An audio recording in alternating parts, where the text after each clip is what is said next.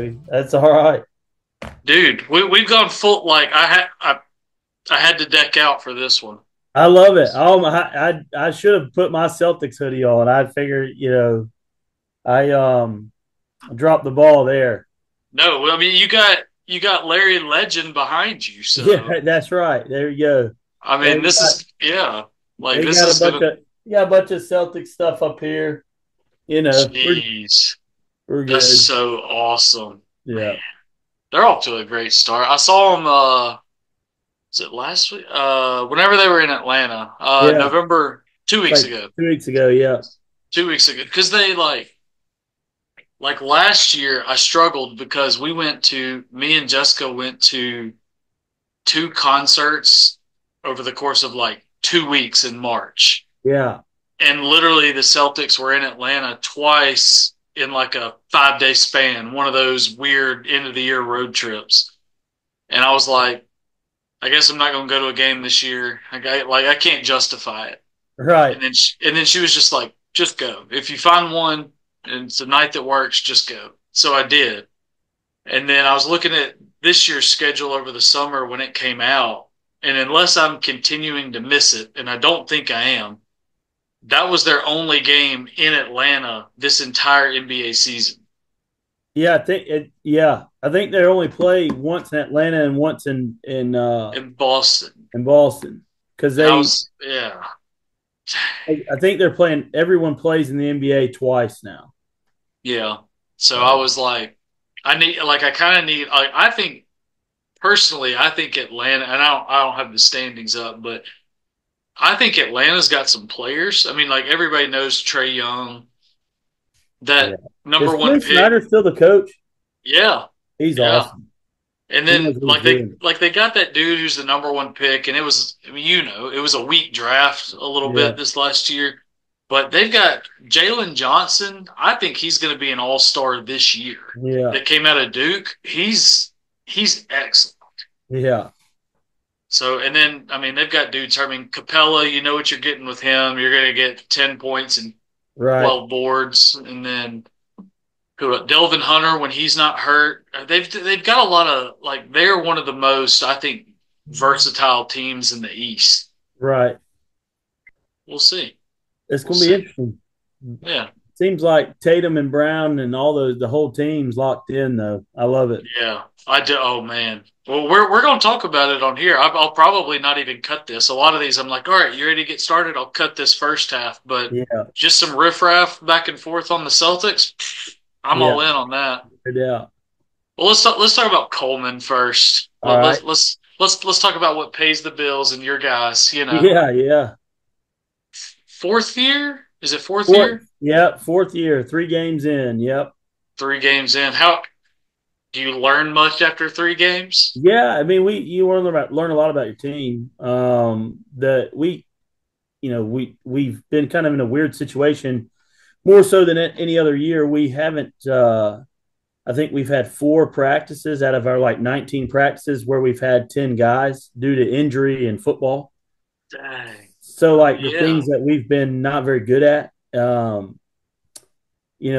really been punished in the first 3 games. So you got a lot of tape to show the guys like, all right, look, you don't match up correctly. You don't, you don't do transition defense right. You're going to get punished. And no disrespect to any of our opponents. We played 3 pretty solid basketball teams who can punish you shooting the ball. But like, we're as we advance through the year, we're going to play better teams. Hopefully, and like tonight, we just stayed there a little, probably about 45 minutes longer than we would have because we couldn't get it right. And I'm just big on we're going to stay till we get it right. We showed you on tape. You got to get it right, no matter how tired you are. So you learn after Yeah. 3, and you start seeing like, okay, who is really going to make the plays for us and stuff like that. I'm very pleased with where we are the first 3 games in. Yeah. Yeah. So Well, and it's like you like to, I would imagine. I mean, I'm not a coach. I mean, there was once upon a time where that's the route I wanted to go. I wanted to be kind of in your you're too smart shoes. to be a coach, man. You're too smart. Your check is in the mail, Stu. I'm telling you, man. Don't hey, this profession is fun and rewarding, but oh my gosh, it is hard. It is Yeah. hard.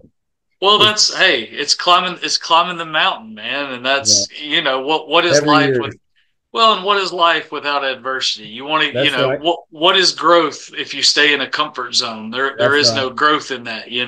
That's right. But like, is it the way AHSAA basketball is set up? I know people have their opinions on area play, and we'll get into that a little bit. Seems like, I mean, you'll have to tell me, but I've heard from some coaches, it seems like and you're in one of them.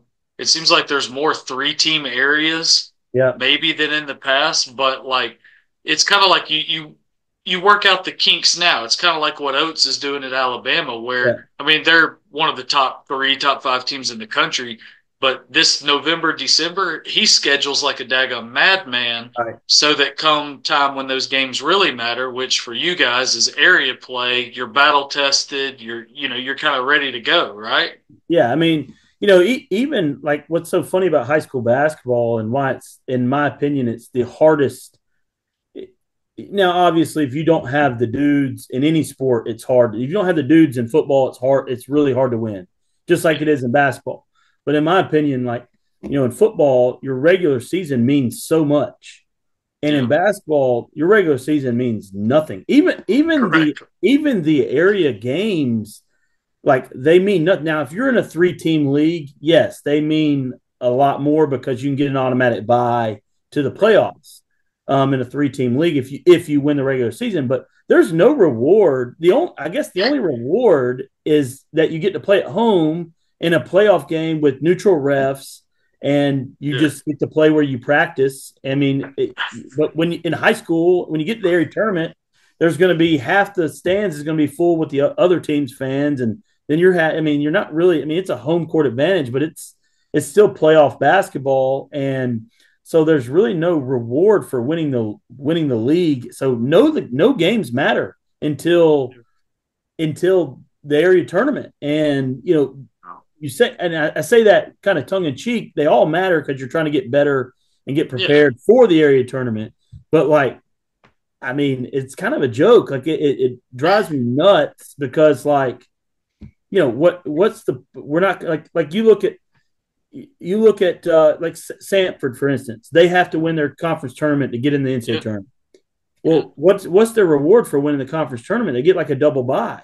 So like, yeah, there's no reward for winning the league unless you're in a 3-team league, which we are, and that has its own challenges as well because you're only playing 4 area games. yeah. You That's know, crazy. yeah, That's so it's just crazy. there's so many. In my opinion, there's so many people who care about, coaches who care about it, and people who care about it. With Alabama being good, Auburn being good, UAB being good, Yeah, Stanford being incredible. Like, we need to start reforming it and modernizing our basketball in the HSA to start resembling the amount of people who care about it. And with our playoff reform, our regionalized playoff system is awful. I mean, it is terrible. And no disrespect to anybody else, but like, last 3 years, you look at the Northwest Regional, and there's 4 teams that go, and every year 3, sometimes 4 are in the top 5 or the top 6. yeah, And you're just like, how's that fair? yeah, And I'm not crying, but I feel like we've had a pretty good basketball program the last yeah, 3 years. Who, if we're in any other regional, we're probably in the Final Four. Maybe, I don't know. You can't, yeah, if ifs and buts and we're candy nuts, we all have a Merry Christmas. But like, it's just like, why can't we rank it? And especially with football now, I mean, you have yep, Vestavia played Mary G. Montgomery and Mobile round 1, and then round 2 they played Central Phoenix City. So you can't tell me yep, we're worried about traveling and stuff like that. We need to just start yeah, reforming it and modernizing it to the level of the level of interest we have in this state. It's growing. It's there's a lot of coaches who are really good, and if it's a situation where the smaller schools don't want to be a part of it, like, let's experiment with the 7A and 6A schools, and even 5A. Who yeah, knows? I don't know. I'm not smart enough to know that. I just know that our areas are archaic, our regionalized playoffs are archaic, and And if they want to say what it's really about, it's about those local neutral sites where they can make a lot of money. Yeah. I said it. So, you know, it is what it is. So maybe, and like, and I'll be the first to admit, I'm so focused on concentrating on building Cullman basketball. Like, Yeah. I'm not involved down there. Like, I don't know. Yeah. I couldn't even tell you who calls the shots. I just get those emails from the state. I don't. Yeah. I should be more involved, but that's not my personality, and I guess I shouldn't complain if I'm not going to get involved. I don't know. Yeah. Well, I don't know what it is about you Vestavia guys, but Coach Yeah. Evans of the football team over there, he hasn't been afraid to hold back from the football perspective, and kind of said the same thing to me over the last year or so. Obviously this year, I know you're a Vestavia guy. They weren't scared to make a schedule, and they Right. made a daggone schedule. And we said it on me and Kyle's podcast, on the Under the Lights podcast. You know, you had these people that were like, "Oh, 5-5 Vestavia at 9-1 MGM, like MGM's going to win," and we were like, "You're Yeah. crazy, and you clearly have not watched football." Right.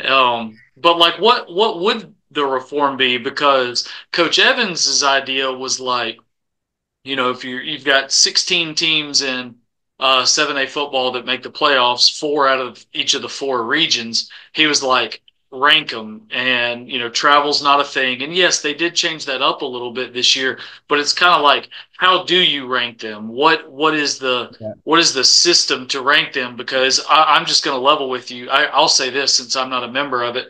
If you want the Alabama Sports Writers Association to No. rank them 1 through 16, it's a mistake. Yeah. Yeah. Yeah. The writers, they do a good job. I mean, they do a good job with the resources they have. All right.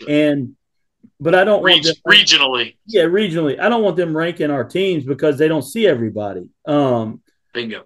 But like coaches have a better understanding of, like, you can follow scores and trends and keep up with Mm. people.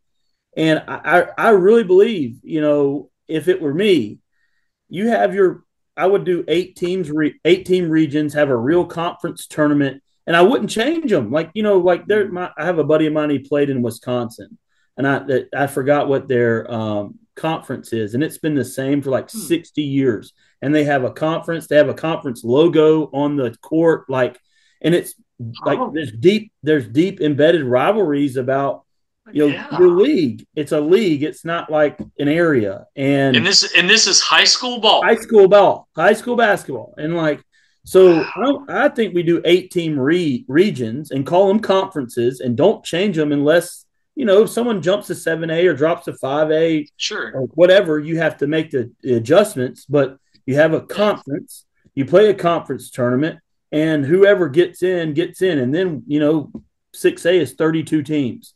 So then I really believe 1 through 32 gets ranked. And if that's too much, you play the sub-regional round, and then you get Yeah. 16 coaches who are in the tournament. Okay. So everyone has a vested interest, and you might get some jerks who don't care about basketball. They only care about themselves, that, vote inappropriately. But Yep. that's part of it, and you get in that room and you start going over scores and you start going over records and teams and schedules, and you shut the door until you have a 1 through 16 playoff deal. And what I would want to do is top 4 seeds. All right. Number 1 seed, where do you want to go? We want to go to Wallace. Top Yeah. second seed, where do you want to go? We want to go to Jacksonville. Third seed, where do you want to go? Well, we want to go play at, I don't even know where the other 2 regionals are. Like, what, we want to go play Yeah. at the whatever. We want to Yeah. go play at Alabama State. We want to go play at the Sportsplex. Whatever. All right. So then you just start sending. All right, three. Yeah. One's playing the 16. 16, you're going to Wallace. I don't care if you're from Mobile. I It love will, that. it will hurt the pocketbook of AHSA, because for the round of 16, not very many people from Mobile are going to travel to Wallace State to play the 1 seed or to watch the one Yeah. seed. But that, we got to stop worrying about. We need all, like, their big thing is we need all 4 regions of the state represented at the Civic Center. Well, no, we don't need that. We You need need the the four best best teams. basketball teams. We need the four best basketball teams. And I'm not saying that we would have been one of them the last 2 years, but I like my chances, Mm. and like I just think that it's just I mean I hate to sound like a little whiny baby, but like it's just like you see some of these teams like one year, we beat two of the four Final Four teams by 30 plus points, and you're just sitting there like, man, this is demoralizing. You're just Yeah. like, And it's like, okay, if you come at it from the money perspective, and earlier you said I was too smart for something, but I'm not. So this is just me where my mind goes as a basketball fan. Yes, each of those destinations, each of those places, yeah, you get different teams and the money is spread and all those things. But like to me, that's such a, I don't want to say short-sighted because I don't want to throw any stones here that might come back at me, but like kind of like a short-term money thought or a short-term goal. But like I'm thinking of it like year after year where the tournament is going to be laid out the way you're saying, and that the best of the best are going to rise up and make wherever the finals are, whether it be at BJCC or if you have it wherever else, if you travel it around the state or whatever, and year after year that tournament is going to mirror like the NCAA tournament as much as possible, it makes too much sense. yeah, yeah, yeah. I mean, like think about this: if the best four teams are in Birmingham, and you have a year, and girls and boys, and you have a year Yep. where the best four teams, the best eight teams in the state, girls and boys basketball, make the BJCC, you'll make more money in that tournament than you Oh would in yeah. five tournaments of the regional Oh sites. yeah. Oh yeah. And it's just like, guys, let's just throw money out of it. Let's do what's best for the sport. Let's do what's best for the teams. And some schools, like I mean, it doesn't help all the schools because some schools are, you know, profiting off or being a beneficiary of regionalized Where stuff. they are. Yeah, Yeah. where they are. It's like, I mean, like, and I had the same thing with my sister's like softball team in Division 2. I mean, Division 1 it's not regionalized, but in D2 it's regionalized. So Yeah. like I remember my sister's team UAH was something like they were like 48-8, and they were number 2 in the country, and they went and played 54-6, like Barry, and they played 3 games. They played 3 games at each one of them went 20 innings, and you're like, these are the best 2 teams in the country, but it's regionalized, and so your product sucks. I mean, it's just not. Yeah. And you get down there, like someone did a study on Twitter. I don't know who it was. Hell, it might have been you, but like, how many blowouts are in the Civic Center when they get to the Final Four, and you're just like, man, this is not Yeah. good. And I've done that for football. And then I yeah, did, I guess it was, I can't remember if it was last year or what. And I'm gonna speak unintelligently here because I can't remember. I don't have it in front of me. But after Coach Evans, who I mentioned earlier, said that about Vestavia Hills, I went back and did like a, if travel was not a thing, if you just, I forget how I ranked it. I think I did something like, I do think we did like the winner of each region was a 1 seed. yeah, I'm okay So with that I too. mean, I mean, I mean, it's like no disrespect to the 7A teams from the north, but they lose to 7A Region 3 a lot. So it was like a James Clemens got a 1 seed. We saw how that worked out this year with Central Phoenix City going up there and hanging 70 on them a week Right. ago. But so it is what it is. But it was something like that, and the travel was insane. But ultimately, you got different matchups, which is kind of what we're getting now with this region shakeup. And it wasn't the same old story. So there was at least some more intrigue. Mhm. Like, you think I mean, Hoover's a crazy example to use because they're going to travel regardless. But Hoover at Central Phoenix City this week for the right to go to the state championship, like, come on. I mean, Yeah, people are going those to go. people are coming. People are going to go. They're Yeah, coming.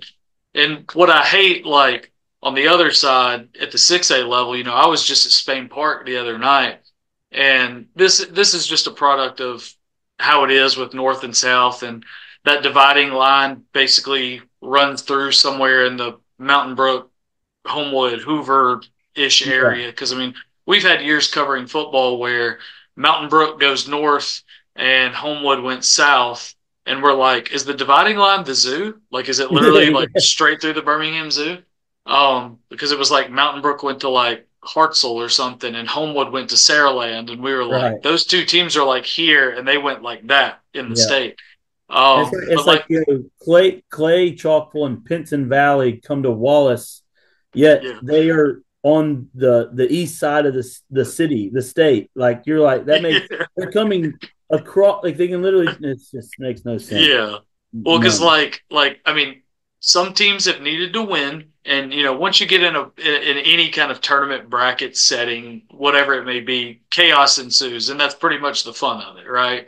Right. But like for instance, in that south side of the bracket, I think you in football, this will come out after these games are completed, but like right now, you've got I think Hueytown versus Pike Road, which no disrespect, love. I've had Coach Patterson from Hueytown on the podcast. They've been doing great in this postseason. They're probably making a run that maybe they shouldn't, that people nobody predicted. But then they will whoever wins that game will get the winner of Spain Park Saraland, who are both undefeated. Like that is a state championship game, Saraland Right. and Spain Park. And Spain Park's got to go to Saraland. And whoever wins that game will get Pike Road Hueytown, who they will who they will beat. Yeah. 100%. I don't know. Yeah. I guess there's no perfect answer, but I think there's a better answer. 100%. I mean, it's just I don't know. And it's like I mean, maybe we're so football driven in the state. Maybe the college football playoff system will, people will love it and the 12 teams, and maybe they'll like, you know, I don't know. I Yeah, doubt it. I don't know, man. take something from it. It'll Yeah, take some time. But I do think we have some coaches who are really interested in doing it. And, you know, I don't know. I yeah, went down to the conference the first year, I think ever. And it was yeah. weird because I was like, old down there compared to some of those guys, and like some Oh of them are like gosh, if asking me you're old, if questions. you're old going down there, I don't know what that makes me. I mean, dude, I don't know, but it was weird. People are asking me questions and asking what I think. I'm like, hold on, I came down here like 12 years ago, and no one knew who I was. I You guess you got that ring now. no, that doesn't mean anything, dude. I didn't do anything to do that. So Well, well let's hop off the soapbox and yeah, let's hop yeah. back into it. Let's I mean, that was first year at Coleman, first right? year, yeah, yeah. It was a special year. Had a special group. Um, you just had a group of guys who were just hungry to Yeah, be. They'd never been any good in basketball. That group yeah, of kids had never been any good at basketball, so they just were starving for success. And what's weird about that is people don't understand. It's like I probably had like 30 kids quit the program, from ninth grade to varsity, and we had like four or five, maybe even six kids quit the program that would have been varsity players, that year. And like I remember a guy, he actually helps me out now. I'm not going to name him, but I remember before he started watching us play. I mean, he was just trashing me out there because we had a kid quit who's really good. Like he was 6'8", big, strong, physical, can make threes, yeah. run up and down, and the kid quit because I just wasn't going to let him. He wanted to come to like five basketball practices in the summer, and then the rest of the time he wanted to be off playing baseball. I was like, bro, this ain't gonna go the way you want it to go if you're not at practice. And Yeah. so like I was like, I just can't work with that. And he's like, okay. And he went and said, well, he's my buddy now, but he was trashing me. It just wasn't, you know, he was like, I can't believe he ran him off. Like we can't win without him. Like with 29-3, won the whole thing. And then like what's so funny is about, 8, 9, 10 games in, the guy who was, making all that noise was like, man, I think we're good here. We know what we're doing here. So, and I've been blessed. I have great staff, great support. It's it's been fantastic. It really has, and Yeah. to win it year one kind of alleviates all the pressure and, other than the pressure you internally put on yourself. And we've been able to build it and be really, really good for 3 years. And I think we have a chance to be really, really good this year as well. So we just got to Yeah. keep stacking days and keep investing in the community and keep investing in our youth and stuff like that. We'll continue to grow our product. And Cullman loves a winner, and they love people who love Cullman. And this has been a match made in heaven, and I love it here. My wife loves it here, and it's just it'd take a lot to get me out of here. So it's been a blessing for sure. Yeah. I want you're great at the natural transition because that you talking about that's exactly what I wanted to ask you because like I haven't been a coach. I mentioned earlier that was a dream for a while. Um, but like I do know that a lot of coaches move a lot, and you've been there. You know, I met you when you were at Hewitt Trustful working with the girls, and then what was it Greenville then Grissom, Yeah, I went to Mountain Brook as an Mountain assistant, Brook, then yep, Greenville, then Grissom, and then back to Mountain back to Brook. Mountain Brook. I mean, and before that, like I played 2 years at UAH, then transferred to Alabama and worked as a student assistant for 3 years. Then I went to Spring Hill College for a year, Yeah, then Chipola Junior College for a year, then Vestavia for a year, Hewitt for 2 years, and then Mountain Brook for 2 years. I mean, I never, man. I never stayed anywhere longer than 3 years, and this is my fourth year. It's the longest I've stayed, consecutively at one place. Mountain Brook, I stayed 5 or 6 years, but they were broken up. Total, yeah.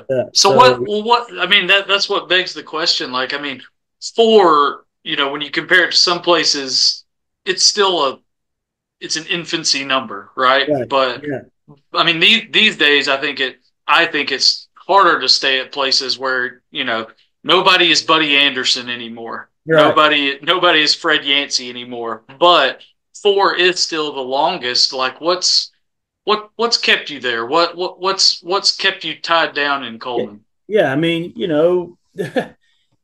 well, one, they have been very good to me with my classroom schedule. When I first got here, I was teaching 6 classes. My second year, I was teaching 5. My third year, I was teaching 2.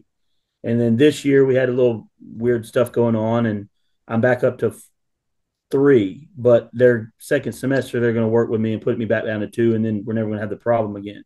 Financially, they've Yeah, shown that they want to be competitive, and they want to win. And one thing I love about it is, like, we were the first school to implement playoff bonuses for a basketball coach. And now you look around the state, like Albertville has incredible yeah, playoff bonus, or like bonuses, and people in schools are starting to implement a bonus system for their coaches. And I was really proud of that because we got that. I think I'm the only coach on a multi-year contract in the state of Alabama. wow, So hopefully we can start getting that where coaches are signing multi-year deals. I'm in year 2 of a 3-year deal, and so that's progressive. And we're financially, in terms of basketball, we're in the top 20 of, now, sometimes I think it should be, when you look at who's above us, our staff and myself, you're kind of like, come on, that don't make sense. But you still look at, you're in the top 20 of schools in the state of Alabama. They're doing a good job. And for the most part, they have been progressive with, um, that kind of stuff, the financial part of it. And then, like, yeah, when you really look at it, what really matters, all that stuff. You got to feed your family, you got to have a house over sure, your head, all that stuff. And you want your daily life where you're not teaching all day and you're coaching. Um, but you look at what really matters. This community is unbelievable. Like, I've never been in a place that loves their hometown more than the people here love their hometown, and it's infectious in a good way. Like, I man, mean, I can't wait. I am chomping at the bit. This Friday we have the Christmas parade, and my nephews are going to come down. We're going to go to the Christmas parade, and then we have the Christ Kindle Market. I mean, it is yeah. beautiful. It's probably, I mean, if you hadn't been up here and seen it, I've it's seen it. Yeah. I mean, you need to come. I mean, really and truly, you need to bring your family, bring your wife, bring it. It's unbelievable. Then, but that's not it. We have Oktoberfest. We have the Strawberry Festival.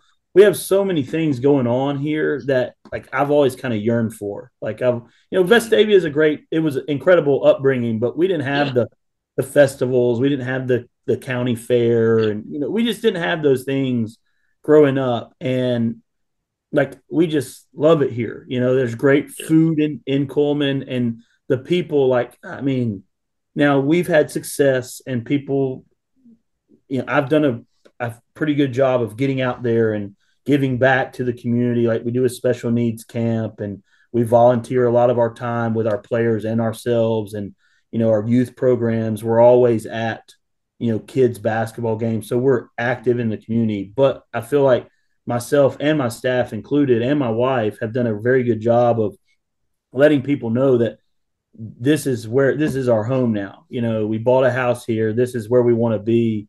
yeah, And it's just this place is when I left Mountain Brook, and anytime you leave a place like that, you have to be really careful. And you yeah. don't just I knew I wanted to give being a head coach one more shot, but like I wasn't just going to leave for any job. And this Mhm. place is just and it's growing, and like it's beautiful. It's wonderful. Our school is fantastic.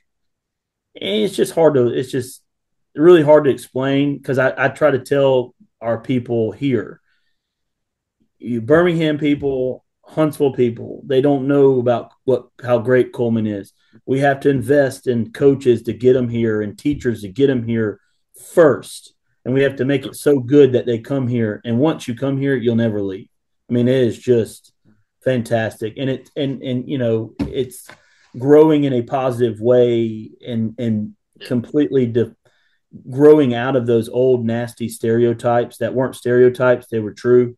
And it's Mhm. growing and progressing to where that's not really the case. And not saying it doesn't have its scruples. It does have its scruples, and people mess up here just as well as anywhere Sure. else. But it is a place that's growing and progressing, and I'm just proud of it. I love being here. I love my neighborhood. I mean, it's just it's just a fantastic place, and it would take a lot for me to leave. It really would. And then you have our program and what we built. Obviously, like Yeah, winning the state championship, that kind of like, all right. I always wanted to be George Hatchett.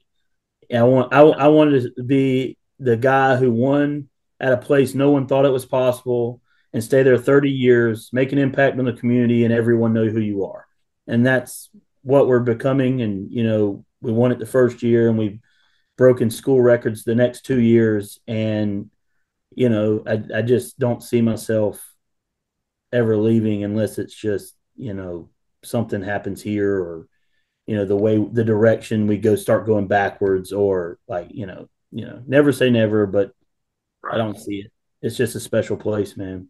Yeah. Well, it's like you found like, because like, I mean, Pullman is more than a big enough city, but it still retains so much of that, the festivals, the small town type stuff that it doesn't feel as big as it is. Right. And and there's some frustration here. I mean, you go home to Birmingham, and like all the restaurants are open past 4, and all the stores are open past 4, and it's like, God, boy, this is amazing. Or like, you'll go back home, and there's things that you can do that you can't, Yeah, you know what I mean? But at I the end do. of the day, like, I don't know. It's fantastic. I mean, Yeah. it's No, I'll save you a little bit here. I get it. Like I lived yeah, out of college. I lived in, okay, this place is microscopic compared to even Coleman that was in Mississippi. And it was my first job out of college, and this was like 2009, 2010. So the economy was in the tank, and right, getting a job in a dying field of print journalism was tough. So it was the closest place to home, and it was a start, right?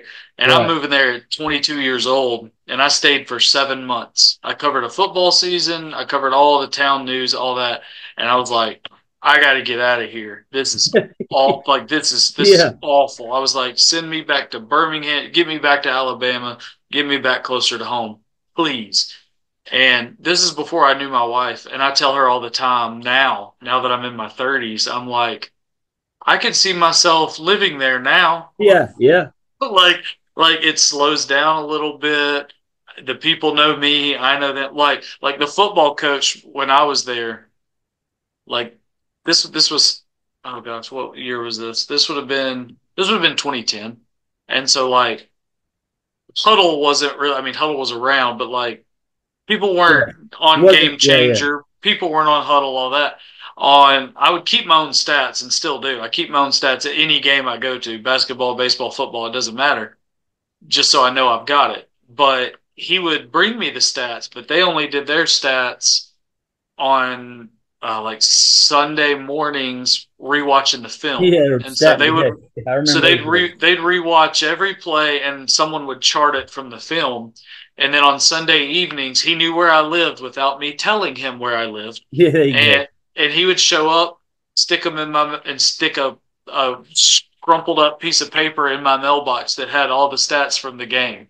And at the time, I was like, this is kind of weird. Yeah, And now in hindsight, I'm like, that was the coolest small town thing ever. That yeah, one, he provided me something I already had, yeah. but that I'd done my own, but he knew I needed or Right, knew that I would want in some sort of way, and thought enough of just some random young reporter that's not from here to bring it to him. right. And I love those little small town stories that you can find in a place like that, or in a Yeah. place like Cullman or Hartselle or Mhm. somewhere like that. Don't say hearts around here, man. Come on now. Whoops. Come I on now. Hey, Don't I bring them in here. I love going to cover a game at Hartselle. Oh God. Oh my God. I Ugh. get I get I get remember the Titans vibes with those uniforms. I covered an overtime game against Briarwood Christian there, and I was Yeah. hooked, brother. The Alabama knockoffs, the Adidas Alabama knockoffs. Yeah, I I'm gonna have like to it. get I'm gonna have to get Hartzell's coaches on here now to respond back to this podcast. Hey, you just can't be talking about them on my podcast with you, man. Come on now, that's crazy. All right, all right. That's audacious. But yeah, I mean, like that's small town stuff. Like when I was at Greenville, a man named Charles Newton. I knew his son really well. He lived in Birmingham, Yeah, and I'm after summer practice. I'm laying around just watching the Dodgers on TV. He knocks on my door and I opened the door. It's this elderly man or older man, and he's like, sure. "Hey, you got lunch plans?" Like, no. He's like, "Well, come on, hop in my truck." And he explained. He introduced. Like, I knew he was Ollie's dad. Like, I knew Yeah. Charles Newton. So yeah, come on. And he took me to his house. Just had lunch with his wife. Had made lunch and some kind of nice steak, and they had a cow in Wow. the front yard. Like, and it's just like, you don't really get that at, Vestavia, Mountain Brook, No. Homewood, where I've spent most of my time. Yeah. No, And then, that sounds a lot more like where I lived in Mississippi for sure. I didn't think to compare to Greenville there, but yeah, that's accurate. like Yeah. if I wasn't 30 and single in Greenville, I'd probably still be there. Like that place is Yeah. amazing. The kids really need you. And it was, Yeah. it's not as all due respect, it's not as good as Cullman, but like Cullman is Yeah. everything I could possibly want here. So Yeah. You found those, a heck of a match. yeah, exactly. It's all about timing and finding what works for you and where works for you and all that stuff. Not saying I don't miss a good Odie's trivia night on Wednesday in Crestline Village, but it's okay. It's okay. I'm getting older. I can't stay up that late anyways. So There you go. Shout out to Lance Taylor and Rockstar for that one. that's right. That's right.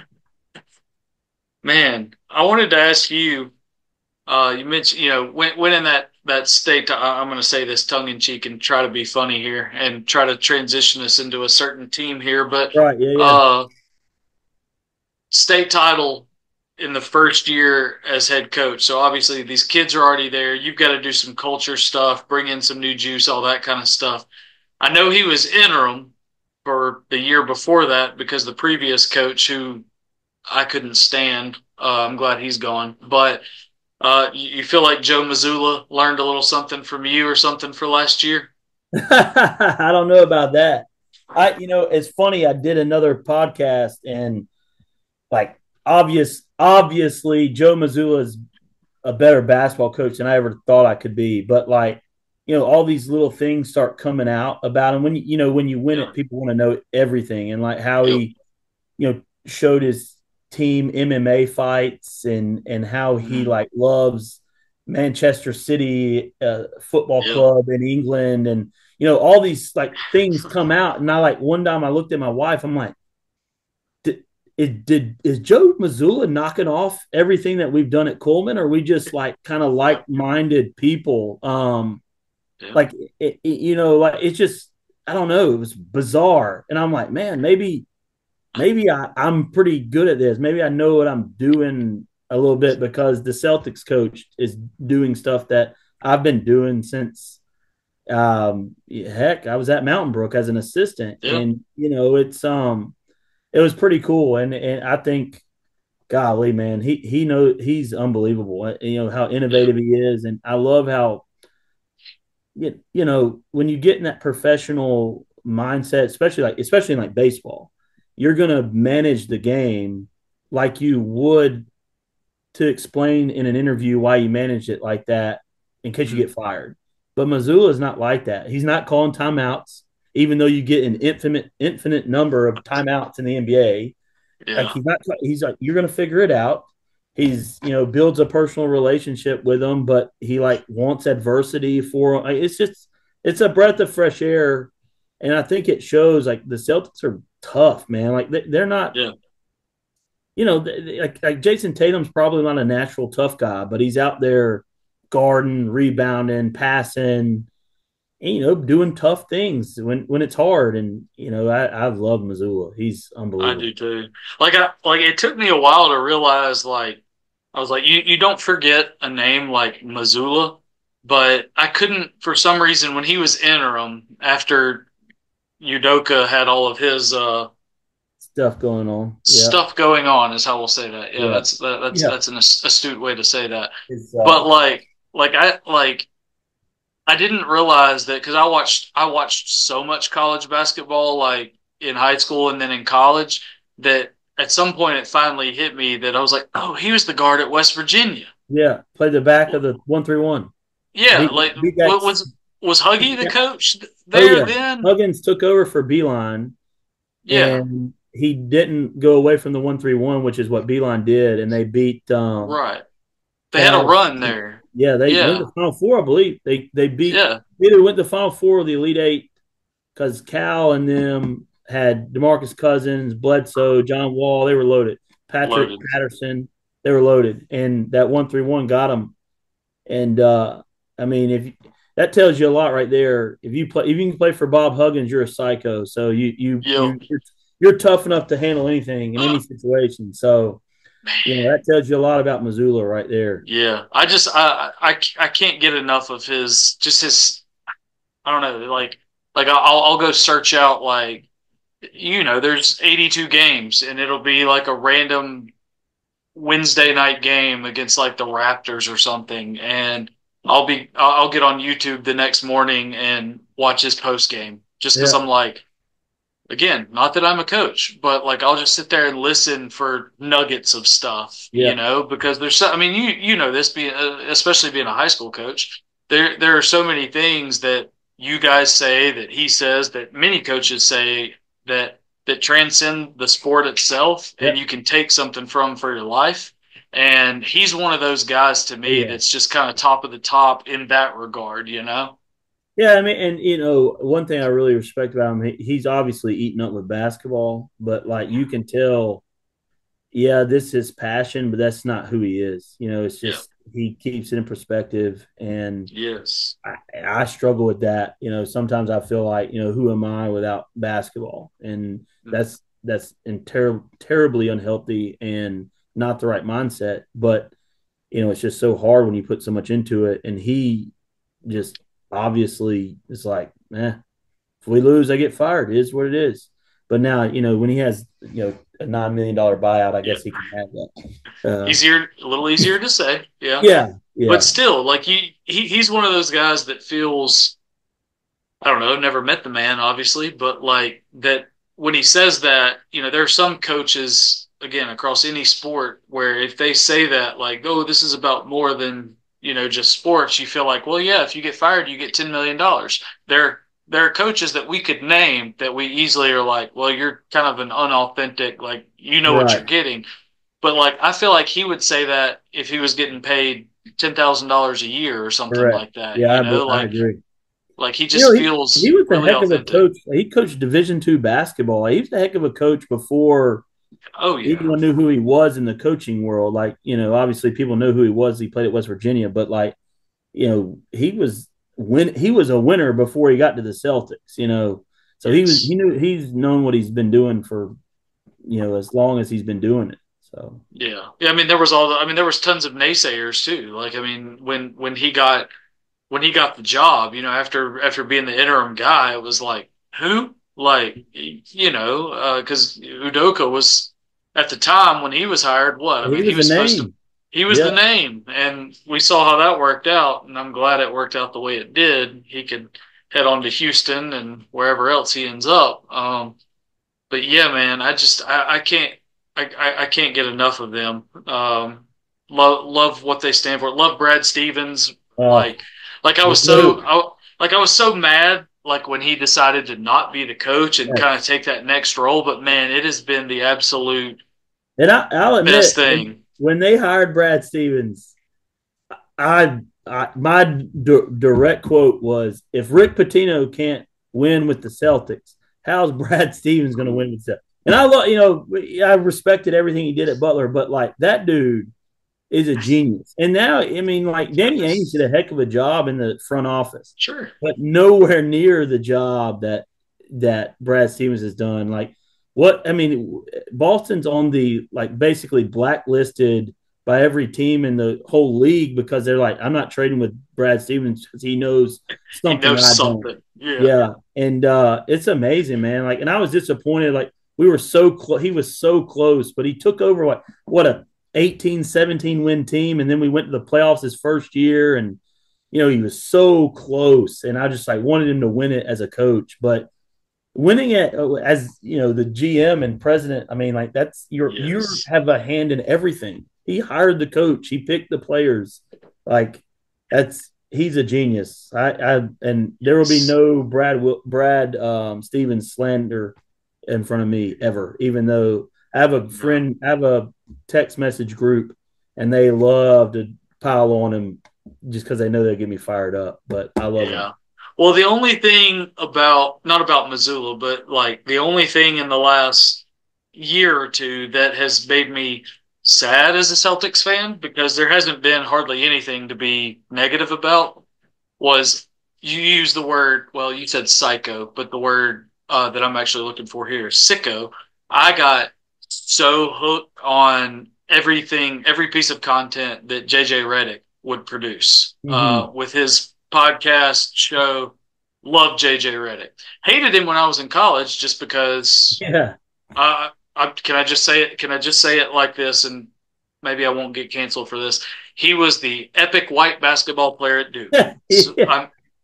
Yeah. that's I get everybody. it. That's society saying it. That's I college get it. basketball fans everywhere saying it. Look, And man. I was in that. And for Yeah, some I get reason, it. I was in that group, and I was just like, man, he's just annoying.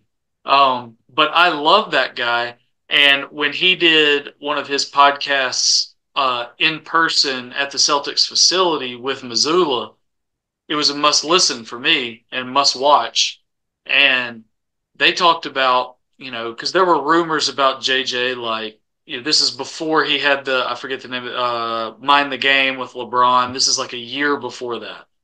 And he was talking about, uh, you know, coaching, and he was going back and forth with Missoula, and there were all these rumors like, does JJ want to be in the content world or does he want to be a coach? Because it seems like he's got the brain for it. And Missoula was like, well, you had that chance here. And I was like, huh? Yeah. And he had offered him, like, he was going to be an assistant sitting on that Celtics sideline And I was like devastated hearing that because I was like, man, he could have been this guy, this mind could have been a part of the team that I pull for. But then part of me was also like, well, if that happens, I'll lose this podcast and all this stuff that I'm Yeah. learning from him. And then he turns around and takes the daggone Lakers job, Yeah. which you He's can't turn dead, down. dead to me. Dead to me. Yeah, which you can't turn down. But I was like, it was kind No. of like a double-edged thing for me where it was like, 6 months, a year ago, I was like, oh, he could have been on the Celtics staff. He could have been a part of this championship. How cool would that have been? But selfishly, I got to keep what he does, in the media world, which is awesome. And then he turns around out of that and takes that job. And I was just like, Yeah. no, like, no. Yeah. So if he ever gets them, I'll still pull for him. Will pull for him. But I can't do the Lakers I as hope a he as a loses every Celtics. game. I hope he gets fired mid-year. Okay, Yeah, okay. that's how I can't deal with him. I can get on board with that because it's kind of like the NFL. A head coach gets fired, and it's like, all right, he's gonna what land another head coaching job or Yeah, be a defensive coordinator or something like that. If he gets fired from an NBA job, maybe he's a he'll end Duke up on degree, that man. He'll be all bench. right. He's got a Duke Yeah. degree. He'll be all right. He'll be okay. He's got money in his pocket, and he'll be all right. I hope I hope they lose every game. I hope they fire him mid-year because I hate Well, the because Lakers. because when his name started, his name really started to ramp up kind of right before that podcast with LeBron. And now I feel like, in hindsight, with that 2020 vision, you're kind of like, LeBron's calling the shots in LA. Yeah, I mean, he So caught was this, LeBron. Braun's yeah, got the clipboard. yeah. So was this just kind of LeBron showing people like, this is who I'm picking to be my Yeah, coach, because I know he interviewed in Charlotte, and I love Brandon Miller because he played at Alabama, but like not a lot of guys, not a lot of guys who have other opportunities are taking the Charlotte job. right. But I'm like, I would have been perfectly fine if he would have taken Charlotte or Toronto or Yeah, Indiana or yeah. But Orlando. That would have been cool, you're going to be Braun's puppet. I but you can't went do it. to And the you went to Lakers, the you went fakers. to yeah, like if you would have gone to the Clippers, I'm cool. Sure. But you go to the Los Angeles Lakers and Not the fakers or the 76ers. I call them the rats. They're such a rat franchise. 76ers or the fakers. I can't deal with either one of them. yes, I just hate the rats. They're just a bunch of ratty franchise. They always underachieve. And then the fakers are, you know, ran by LeBron. They have no spine. And all they do is yes. lose. And So that they got their 2020, Mickey Mouse championship, though. I was just about to say that 2020 title is Doesn't also a count. fake title. And you know what? I'm a Dodgers fan, as weird as it is. Like I have I'm from Birmingham, Alabama, so like there's no professional sports team. So people are like, "Why don't you love the Braves?" Like, well, because I don't want to love the Braves. That's just not who I am. Like, and my dad was a Dodgers fan, so we're Dodgers fans. Like, I get it. Even I will tell you, like, man, this year's World Series, like I love the 2020 because I didn't know if it ever happened again, and it had Yeah. been I was 3 when the Dodgers. But this year's World Series was probably the best feeling I had in sports since I don't know. I mean, I can't remember like the when I was at 6 years old, Alabama. My dad took me to the national championship game football for Alabama, and I guess that was just a pure elation when we won it.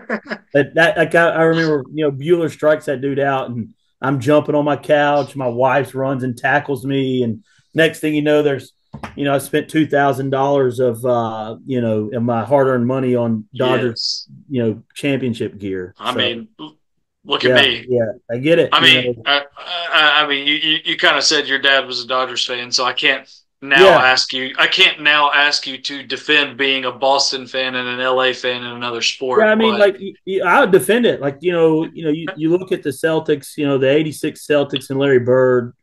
I mean, like, that's every Vestavia kid, even though I really wanted to be Allen Iverson when I was in high school, but couldn't quite, pull that and you off. But and you got onto that kid about practice. yeah, yeah, exactly. But like I love Paul Pierce and Bill Russell, and then the Celtics. One thing that's always been the Celtics integrated the league, and Yep. they had the first black player coach, and I just always thought that was unique. And Yep. then like I love the Bruins because the hockey town culture, and Oh yeah. they integrated the NHL, and it's just like things like that kind of made me, you know, love them. And then Oh yeah. I'm a Chiefs fan, and everyone's like, "Oh, you're the worst. You're the worst. You're just all your teams are good." I was like, "Yeah, all my teams are good now, but what about when we had Trent Green, but dude, like Priest Holmes? You don't remember those days? Like, I love Derek Thomas. That was my guy. So Yeah. like, I mean, it just so happens that all my teams, the only bandwagon team where I've really just okay, I'm going to get root for them is Manchester City. That's it. Okay. So, and I'm a Messi fan, so you can call me a bandwagon. It's just like all my teams are good right now. It's fantastic, but it's not. It wasn't always like when I was growing up. The Dodgers got killed by the Braves, and they were in the NL West, and it was miserable. I hate the Braves. I hate them. Like almost hate them Yeah. as much as I hate the Giants and Padres. Well, I hope you have enough reason in 2025 to hate the Braves because The Braves ain't good. that will I, mean my Braves stayed healthy and did something good. I, I told my buddy Skip, he's a big Braves fan, so I think the Yeah. Braves, the Dodgers need to win the World Series this year because I really believe the Braves, when they're healthy, will win the World Series next year. I believe that. And Now, I'm gonna clip that for shorts on YouTube, yeah, Instagram. you hear That's to hear gonna. it first. But at the end of the day, they still got the title runs through L.A. and Otani, my boy Yamamoto. You got to come through. I hope we re-sign Bueller, which we don't. I hope we re-sign Teo, but I don't know if we will. Juan Soto's probably in there. The new Japanese pitcher is supposedly supposed to love the Dodgers. Like, You think Soto's gonna? I mean, this might come out after Soto makes his decision. You think he? I heard Blue Jays and Red Sox were pretty yeah, far up there. yeah. So I read the other day. One thing I do love about the Dodgers, they do spend money, but Andrew Friedman does not. He's very economical. I mean, it's easy to be economical when you have billions at your expense, Yeah. but he's very economical. And I read an article the other day that the Dodgers got a set number. You can come be a part of a winner, but you're not getting, more Okay. than that. And so like there's rumors like Mookie's moving back to shortstop or second base, trying to clear room for right field and all Yeah. that Him stuff. him being all MLB or whatever as an outfielder this year is also insane. Mookie Betts, like He I played tried to he get played my he played wife. like 43 games in the outfield. Come He's on. unbelievable. He's unbelievable. And when Acuna won the MVP, I I mean I'm a Dodgers homer, so I was like, man, it's a joke. I mean Mookie played shortstop, second base, first base, right field, all at Gold Glove caliber. And the only thing he didn't have him was in home runs and stolen No, base. no. Don't die. Don't I'm telling you, die. dude. We've That's had we incredible to see. Mookie's unbelievable. Like I wanted to name if my wife, if we were fortunate enough to have a kid, I wanted to name my firstborn Mookie, and she's like, no. She Mookie did say Studeman. she did say we can name him Betts, but I don't know. So That's a good. That'd be a good middle name. yeah. Well, my wife's Filipino, and I Yeah. have my name. My name is not Stu.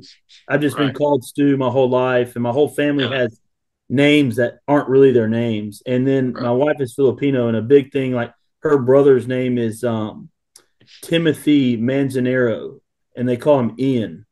And I'm like, that makes no sense. Like, yeah, that's a big like. So apparently, it's a big Filipino thing to name your kid something and call them something else. And I'm with that. Interesting. Yeah. Interesting. So like, we got a whole bunch of names picked out, that are in the Yeah. mix. Well, Acuna was the deserving MVP that year over He Mookie. probably So, was, but forget him, man. He's a Brave. I can't deal with him. Can't deal and I with him. hope, and I hope he is a. Let me ask you this. We'll get off baseball after this.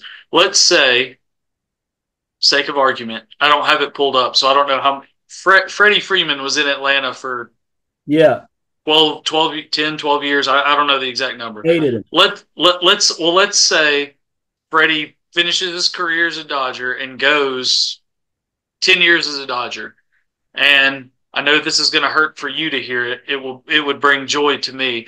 But let's say he does not win another World Series in LA and he Right. finishes half his career in Atlanta, half his career in LA, World Series in each. How does he go into the Hall of Fame? I'll be honest with you. I despise. I did not like Freddie because outside of his one playoff in 2021, he was not Yeah. good in the playoffs. He was not great. Now he was good, but he wasn't great. He made up for it for you this year. And all that stuff came out about how he wanted to sign with the Braves, but his agent kind of messed him over, and that didn't sit right with me. And to be honest, he had two terrible postseasons as a Dodger. So he was not good all postseason for us this year until the World Series. But when that Joker hit that home run, that grand slam, he became a Dodger that night for me, and I have forgiven him, and I love him. And I may or may not have a T-shirt with him holding the bat up. I have that on a T-shirt, and I have on the way his MVP bobblehead. Like I'm all in on Freeman, and our starting lineups introduction song may or may not be Baya Kamingo, his home plate walk up song. So, I've always forgiven for Freddie, but I would imagine if he's going into Cooperstown, which he will, I got a bad feeling he's going to be wearing a Braves hat, and that hurts me. But all is Yeah. forgiven, Fred. We're good. You're good. He's a good man, good family man, hard worker. I'm Oh I'm yeah. good with him. I'm Yeah. good with I him. mean, I'm looking at it now. I didn't real 2010 through 2021 as a Brave. So 12 years, 11, 12 years, and then the last three with the Dodgers. And gosh, I hate to say it, but his numbers with the Dodgers are kind of crazy. Like just looking at RBIs and stuff like that, Yeah, I like mean, kind of nuts to look at. But I mean, he's going to the Hall regardless. He's going to need one of those like yeah. I hate those people who do I hated it when Travis Kelsey. I understand it. I hate it when Travis and Jason Kelsey's mom did the like Oh half and no, yeah, half jersey. But like I don't know if he goes another 5 6 years in LA and puts up similar ish numbers, he may have to go in half and half. He's yeah. 34 years old. I mean, he could play till he's 40. That'd That's be 6 years. So that'd be 9 years as a Dodger, 11 years as nine. a Brave. I mean, It's close. it'd be If he tough. wins another one in LA, he wins another one in LA. It probably. I mean, That's the tipping point. Then I would get it. yeah. I You're don't know. from California. You won more World Series Angels in fan LA. though. I mean, like grew up an Angels fan. Who grows up in no? There's nobody in California likes the Angels. Like, come on, Was come Nolan on. Ryan still? He was too young for Nolan Ryan being in California, right? I don't know. I think 34 probably. I don't. I I don't remember know. Nolan Ryan as a Calif. I'm I 39, don't so say I don't know. very Nolan Ryan close. played baseball for 50 years, so Yeah, I know for 30 different teams. So well, we'll get off the Braves. When are you? We'll kind of wrap with this. I've got another one. I got a different meeting I got to go to. there But you go. but when are you go? Are you going back to Boston? Like I know it's the season right now, but like I haven't been. Me and my wife went. I'll just set the scene here. We went in 2016. Um, I've never been. I'm coming around on it the older I get, but I've never been a big beach guy. I'm a big mountains guy. But we went to Boston. I had always wanted to go because some of the reasons you said. I mean, that's what pushed me over the edge as a Celtics fan. At the time, I wanted to see Fenway. If I'm not pulling for the Braves, I will pull for the Red Sox. I've got so many Boston hats Yeah, and different stuff. sure. Um, I'm not. I think most people who would listen to this know I'm a big history guy, and that doesn't have Yep. to just be sports. I love history. I love learning history. I love learning from history. Um, and so Boston was like the perfect meld of all those things for me.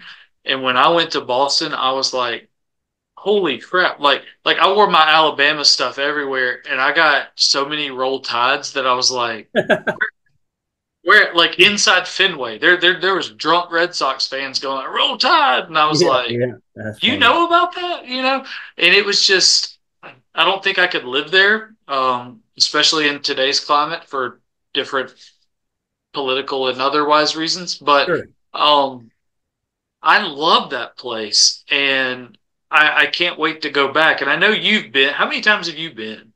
Uh, at least 5 or 6 times. I mean, like, but like, um, my wife is from 30 minutes outside of Boston. Oh, is So she? yeah, she's from Nashua, New Hampshire, which a lot of people who Okay. work in Boston live in Nashua, Yeah. and they either take the train or commute in. And Yeah. so, like I mean, like I went um, last year October, because I went and watched Harvard practice. I went and watched Boston College practice, and then I Yeah. spent the rest of the time with my family in New Hampshire. And I went to a Bruins Wow. game. The Celtics were out of town, but so we go quite a bit. I always fly in when we go visit our family. They have a they have an airport probably that's like 15 minutes away from where my family lives, but I always fly into Boston because I always want to go to Neptune's and eat lobster rolls at Neptune's. And I know my brother-in-law, like, such a great dude. He doesn't really care, but he's just like, man, we all please fly into Manchester. And I'm like, no, No. I'm going, I'm going to fly in at the crack of dawn, and I'm going to sit outside of Neptune's, and I'm Yes. going to be the first person they serve, because that lobster roll is unbelievable. But we go quite often. I love it. It's a great Yeah. city. Regardless of political beliefs and stuff like that. The only thing that Yeah. I could live there. It's amazing. Like, you Yes. can walk it. It's clean. Yes. It's safe. Yes. It's, That's what I've said. I mean, I kind of make a joke about the. yeah, yeah. I don't talk But politics. the winters, like, I've never experienced a winter there, but like my wife is like, you would not survive the winter, and I'm just like, Yeah. yes, I could, but until you experience a New England winter, you have no Yeah. clue what you're talking about, because Yeah. Oh, we went in August, they so yeah, I've been in the spring, I've been in the summer, I've been in the fall, so I have not hit the winter yet.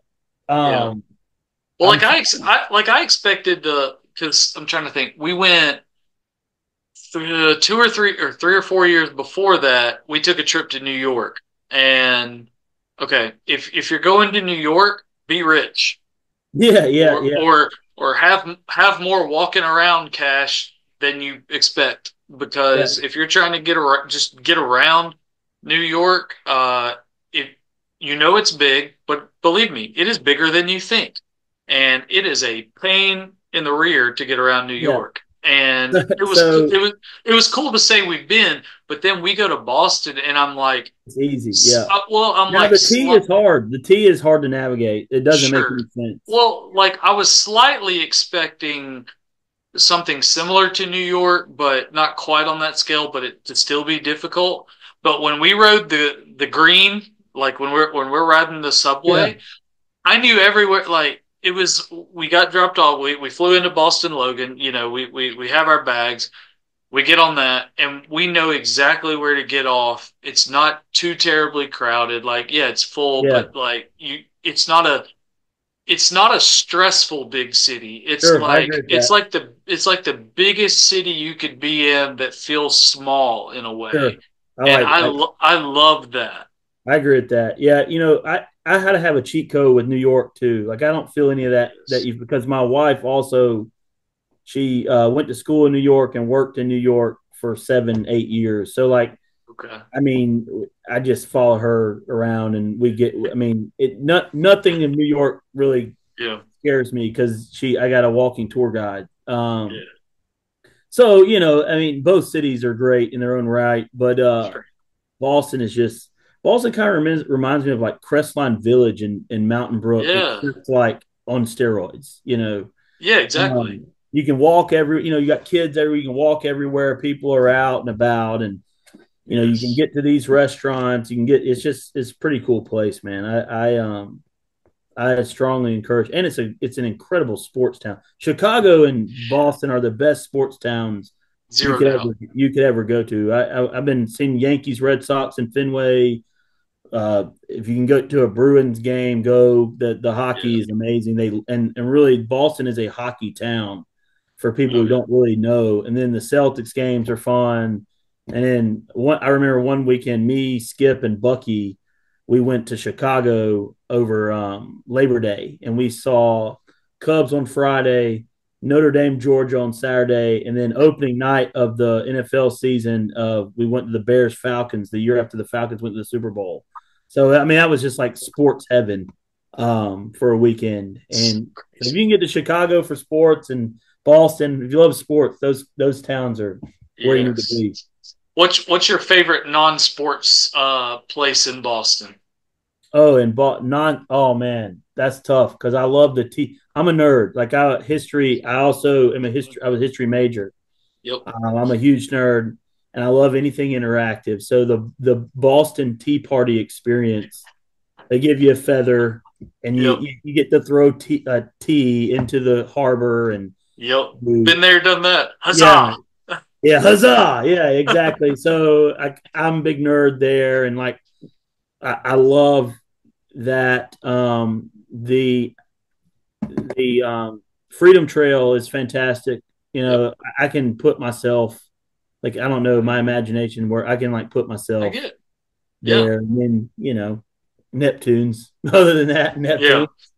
We So we ended up with the place we like the most. Like it's so weird because you go to Boston and when we I forget how many days we stayed, but we went from Boston and then took a bus to Niagara Falls and spent oh a wow, yeah, couple days there.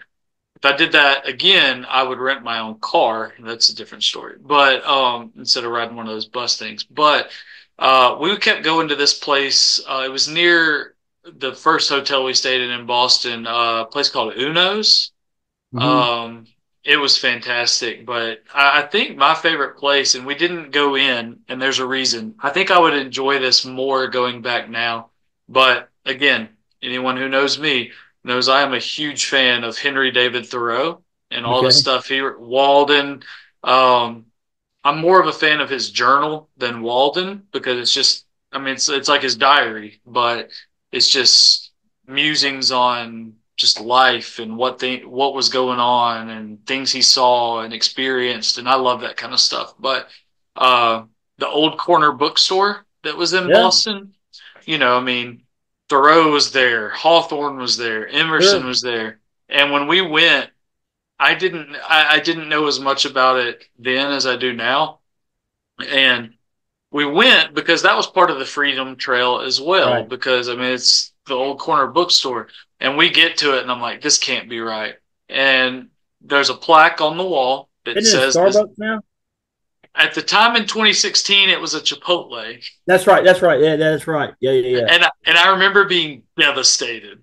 And I was because like yeah. I didn't do a ton of research. I just knew we're going on the Freedom Trail. I'll see it, see what's there now, that kind of thing. And we walk up to it, and I was like, I was telling Jessica, I was like, this isn't right. Like there's no way. She's like, it's on the wall. And I took a picture Yeah, of it. I wrote a column about it, and just tried to be kind yeah. of funny about it That's because, that's what's so funny. Like, progress. But yeah, it was like yeah, like, we will go back because we're going to take our son when he gets old enough sure, to walk on his not walk on his own. He's 4 right now, yeah, but like do a trip like that where 10 years old, 11 years old. We're going to take him. We'll do the Red Sox. We'll do or the yeah. Celtics if it's that season, that kind of thing. But that's my That's favorite what's funny spot. about Boston, man. Like the old State House is a incredible museum. I love that, but it's a tea station. Like I mean, it's a subway. That's what. Yeah, Yeah. So I get it. I understand all that stuff.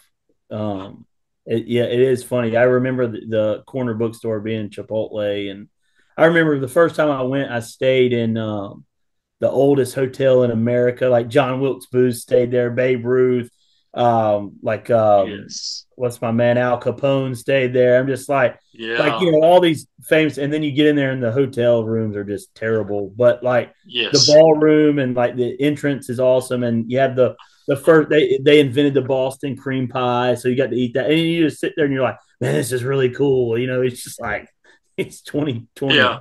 Like I ended up I had to pull up the column I wrote about this, and I think I put it in the Cahaba Sun a few years ago. I'm trying to find when I published this. It's been a few years, but I tried to be funny, and then I tried to almost sell Boston as a trip you should take if you have the Yeah, means, as someone from the South, if you haven't been.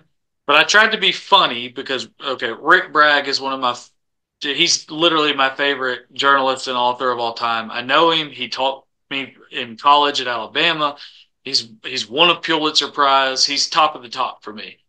And literally, I have to read this lead and then we'll end this thing. But I literally put on the corner of Washington and School Streets in Boston, where the most notable of all American Renaissance authors gathered and discussed their books. You can now swing open the historic doors, make your way to the front counter, and request roasted chili corn salsa on your $8 burrito. there you go. I don't know.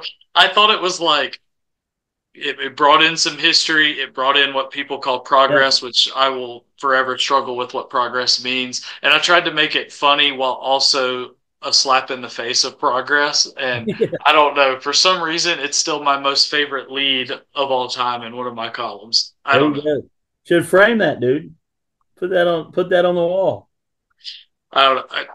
You can't read them, but these behind me, those frames back behind me, those are Thoreau and Emerson quotes from There you some go. of their See, books. that's So how I know you're too smart to be a coach. Like I'm sitting in a room where I cut up all my tape, and there's Game of Thrones book, Funko Pops. There's Dodgers memorabilia in one corner. There's Larry Bird. Like I have scarves from soccer matches I've been to. I've had you know programs of games. Like I have dumb stuff. You well, have no, that's things that's that that's matter. not dumb stuff. I've got it's on the other side of the room. This But is just a there you go. Well, that it's makes me feel better. Like my Funko Pop obsession. Like I have, all the like Godfather characters and Soprano characters, and I mean that's right up there. there you So go. Seven see, I mean sixteen. I've got the memorabilia around here too. It's There just you go. Good. At least I do have a Winston Churchill poster that I hadn't hung up yet. That makes me feel a little bit okay. more sophisticated. But it's all brainless sweat and tears and baseball and basketball and football stuff in here. And my Hey, Ninja Turtles. I got my Ninja Turtles in the corner. So love it. Hey, Ninja Turtles guy. I mean, my stuff's just on the other side of this is kind of a dual there office for some other things.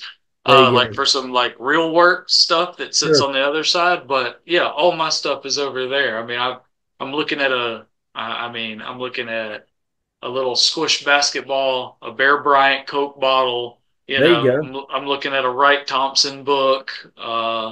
I'm looking at a Chipper Jones book, Tiger Woods book. That's just all over there. There you go. So Well, good. I'm glad you got some stuff and it's not I don't feel as inadequate with your don't words don't of make great men. no don't put me on that up on that. Yeah.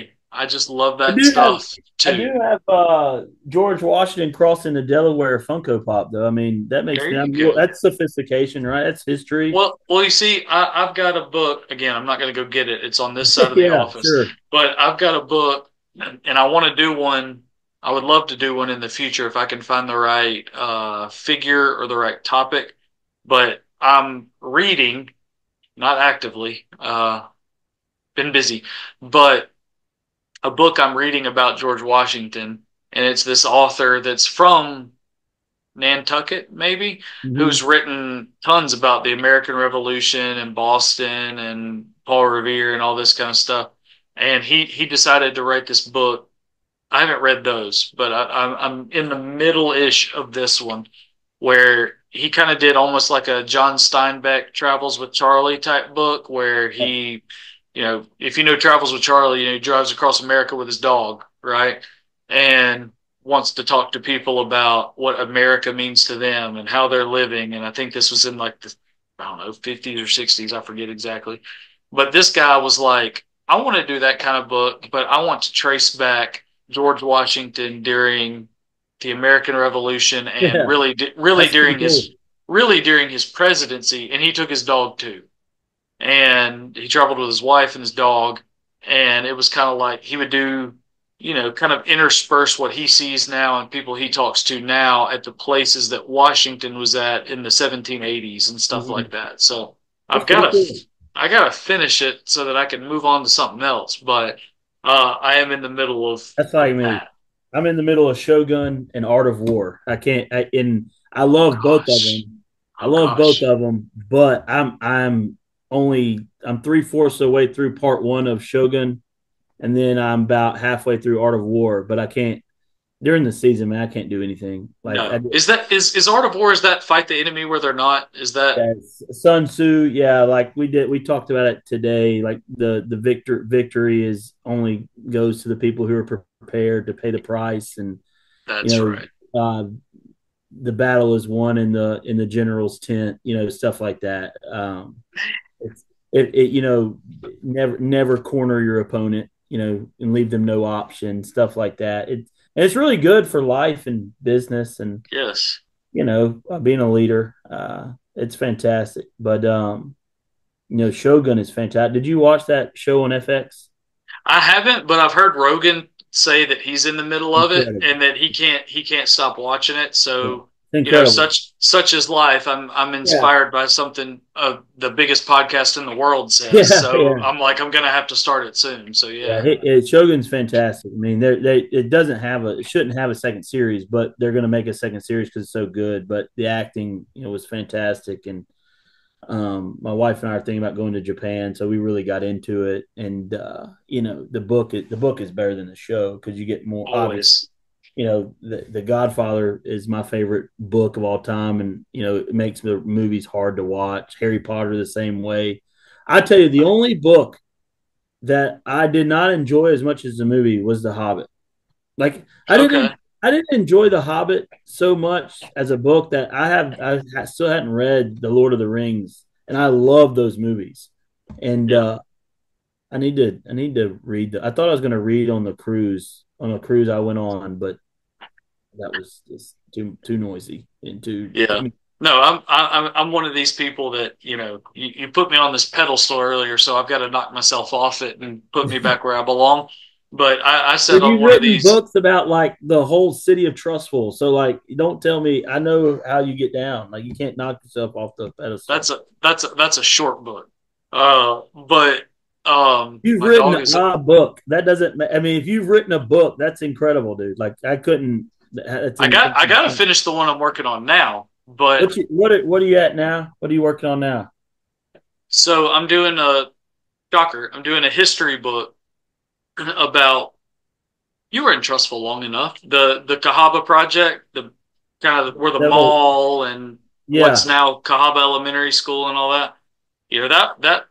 That whole neighborhood, the 287 homes, that was a New Deal WPA project, and it's kind of I say kind of. Here's what I tell people. This is kind of my what's going to eventually, hopefully, be the line I tell everybody when I talk about this book when it comes out. That neighborhood, that whole area is not just unique to Trustful. It's not unique to Jefferson County. It's not just unique to Alabama. It's unique across the South. And now, 85, 86 years later, it's unique across the country. Mhm. And that's not just me trying to sell you on the uniqueness of this place and try to make it stand out. Uh, those are federal government words. Those are FDR words. Those are Rexford Tugwell words from the late 1930s. Mhm. If you still remember like where the Trustful Public Library is, you can still find slag from the iron furnace that was Oh out in wow. front of what is now Cahaba Elementary School, or the what originally was Hewitt High School, and you can still find this slag. And they were going to make this area a kind of your your farmette area, you get a house and 5 acres to farm, just like every other New Right. Deal area, so that you could grow your own stuff. But if you find this slag, uh, not easy to farm on that land, and so the government, all these others, Palmerdale was finished, some of these Jasper, some of these other little areas around, they had already finished making their New Deal project homes, and people had moved in and all that. While this one in Trustful, they were still building it, and they were still building it out and determining what should we make this. And so they kind of pivoted and said, we're going to make this one different. We're going to make it unique, and we're going to show America what we want America to be out of this Great Depression. And we hadn't entered World War I yet. That hadn't kicked off yet. Mm-hmm. It was coming close, but they said we want to show ultimately, I think, what America kind of became in the 50s. And I think this was kind of the test pilot for it. And that's from research, and that's from articles, and that's from documents and interviews and stuff like that. That's not me pontificating. And I think we have something here that's that unique. So the book is kind of taking it's a nationally historic area and kind of telling a local story nationally. Yeah. If that makes sense. Pretty cool. Yeah, I'm like 70,000 words in, and I think I'm halfway done. There you go. It's Well, you'll get crazy. there. You'll get there. That's amazing.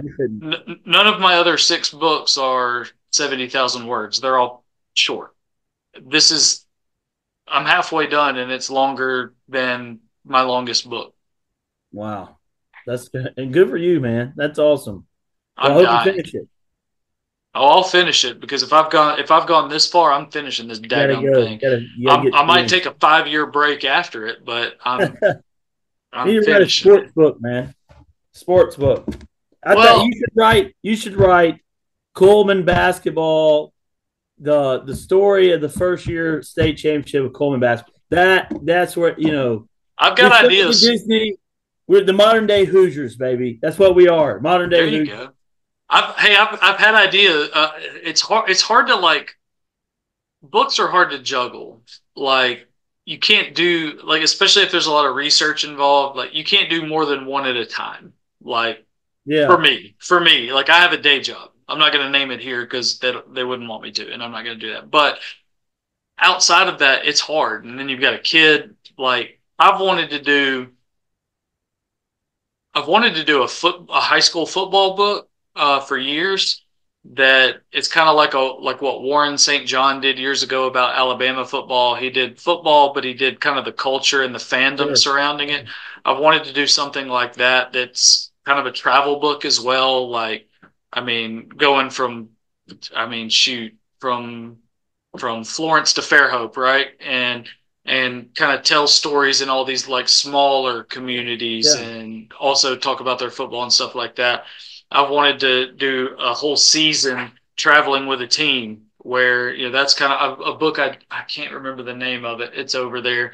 I bought it recently and haven't got to start it yet, but it's Like it's Trent about, Trim of the Independent. yeah, You yeah. like you Ted Lasso guy? Yeah, There yeah, you go. exactly. Trent But Trim. That's who you could be. this book, I can't see it from here, but it's about an inner city football team from Chicago.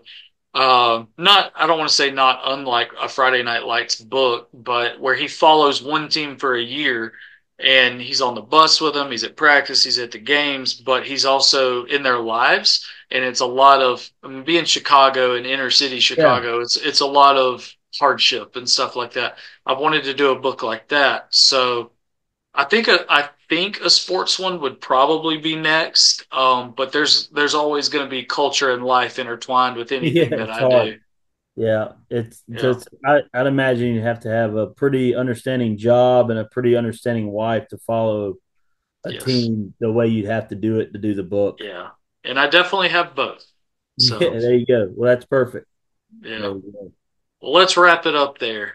All right, brother. That sounds good, man. That was awesome. That was so much fun. I appreciate you having me on for real. Yeah, we're going to do it again. We'll do it again, maybe February, when y'all are working your way through. I hope so. We'll see. We're young, dumb, and fun. It's I mean, I think we can make a run. I also think we can lose first round of the area tournament. So, you know, I love this team though. So we'll see. It's interesting. I've enjoyed coaching them. They're like they just go boss the wall, dude. It's unbelievable. Yeah, that's awesome. Well, we'll check in again soon. This was too much fun to not do it again. Yeah, brother, absolutely. Appreciate you. Yeah, boy, I'll holler at you. See you.